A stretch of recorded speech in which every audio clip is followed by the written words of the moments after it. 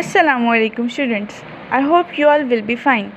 Today we are going to start the reading of Science Class 1. Today we are going to start Unit number 4, Animals and Their Babies. Animals have babies. Babies resemble their parents. Some animals give birth to their babies and some baby animals hatch from eggs. Some animals give birth to their babies. Lion, a lion with its cub. Dog, a dog with its pup. Horse, a horse with its coat. Cow, a cow with its calf. Some animals hatch from eggs. Duck, a duck with its duckling. Hen, a hen with its chicks.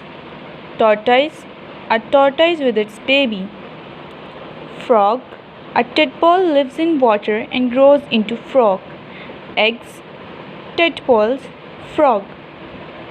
Alligator, an alligator with its baby.